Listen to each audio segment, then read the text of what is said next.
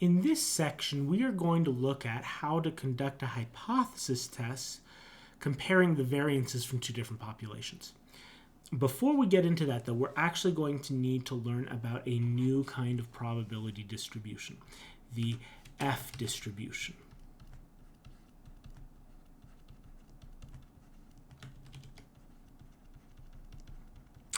The F distribution is the distribution we get when we look at the ratio of two independent chi-squared distributions. So I'm going to take two chi-squared distributions.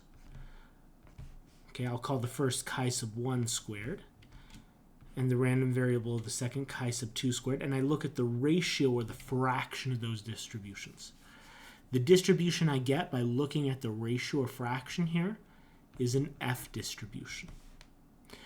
Now, an F distribution is determined by the degrees of freedom in the numerator and the degrees of freedom in the denominator. That makes sense, right? Because if we remember back to a chi-square distribution, the main characteristic that defines what kind of chi-square distribution we're going to get is the degrees of freedom. So the degrees of freedom determines the features of the numerator. The degrees of freedom of that denominator chi-square distribution determines the features of that denominator chi-square distribution. So taking those together, we should be able to know what kind of F distribution we have. Okay, so we are going to notate this df1. So that's going to be the degrees of freedom of the numerator.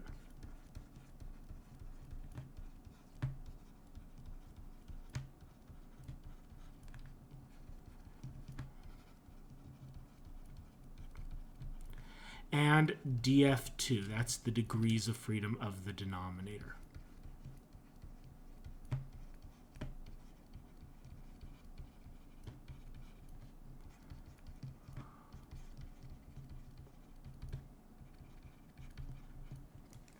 Let's take a look at what some F distributions look like.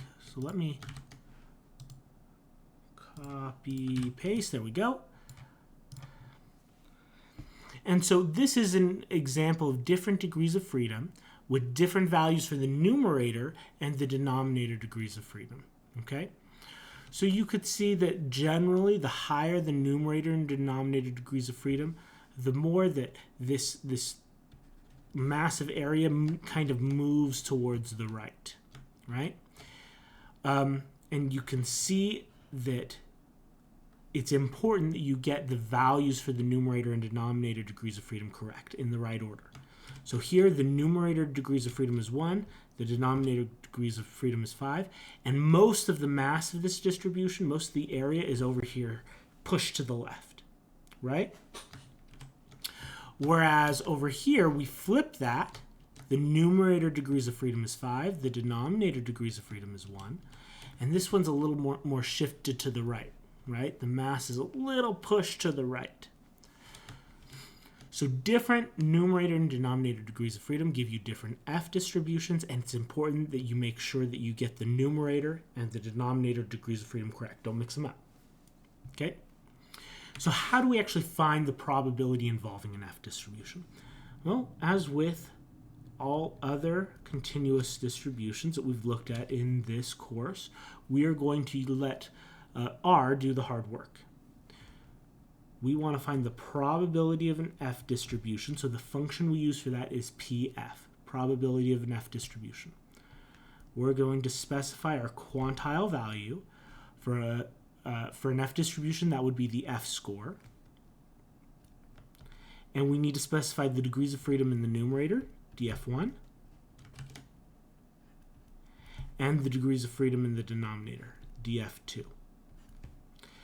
And when we specify that, it will tell us for this particular F distribution with these degrees of freedom, what is the probability to the left of this quantile value.